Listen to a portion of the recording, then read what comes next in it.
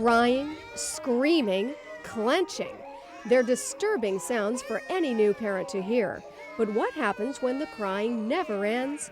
Daddy's gonna get you. The Rosario family knows firsthand those feelings of frustration and helplessness. Just 3 weeks after they brought their healthy newborn son home from the hospital, the sudden outbursts began. It was about 7 o'clock at night, like right at dinner time. He would just start crying and nothing would console him. It was horrible because you feel helpless. Star's son, Robert Brandon, was suffering from colic. The most common cause of abdominal pain in infants is something called colic. Colic is the descriptive term that we use to describe children, usually from about 2 weeks until about 3 months of age, who get these sudden outbursts of abdominal pain where they cry and seem to be very uncomfortable. When you see such a tiny little infant crying so much and so miserable, you wonder, how bad it is that he really has to cry that much and for so long. I mean, it's draining to the point where his voice would get a little hoarse from the crying, and then you see the little tears come down his eyes, and it's like you feel so helpless. Although this medical condition is still not fully understood, pediatricians say the problem may stem from an immature digestive system or a baby's allergic reaction to its mother's milk, creating painful stomach aches.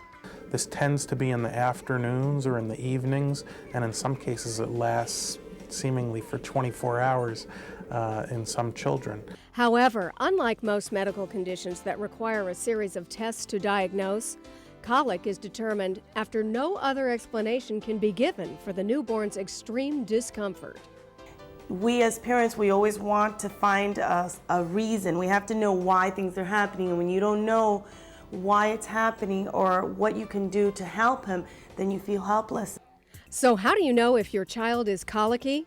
It's easy if you can remember the magic 3s. Doctors say the crying must occur for at least 3 hours a day, 3 days per week, and last for at least 3 weeks. Colic also begins within the first 3 weeks of life and rarely lasts longer than 3 months. It occurs in otherwise healthy, thriving babies. But knowing your newborn has colic is only half the battle. Since no one knows exactly what causes it, parents often feel guilty for their child's pain. At first, you blame yourself, oh, maybe it's my breast milk, maybe it's not good for the baby. So then we went ahead and changed them to the soy formula, and that didn't help. Although a change in formula may help some infants, when nothing seems to work, Dr. Horowitz says there are things you can do to make a child with colic feel more comfortable. Some of the things that we recommend include give the child a bath, some dim lights, some soft music, things that are very soothing to the child. So each parent has to try these different kinds of techniques and find what works best for their baby. And after weeks of suffering, the Rosarios found their son's saving grace. We pulled out the vacuum cleaner and we tried, and it actually worked. From 6 weeks to 3 months, the vacuum was our best friend.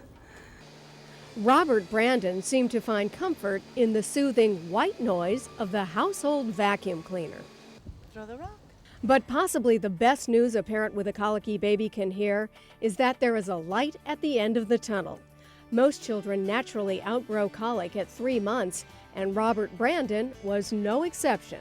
The periods of crying got smaller.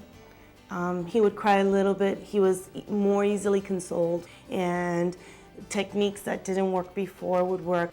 For the entire Rosario family, that meant a quieter, happier life. It was wonderful to be able to see him at night and enjoy him without having to, to worry about the crying or seeing him in pain. It's just an overall feeling of joy and happiness. And even for him, because you could see that he was happy.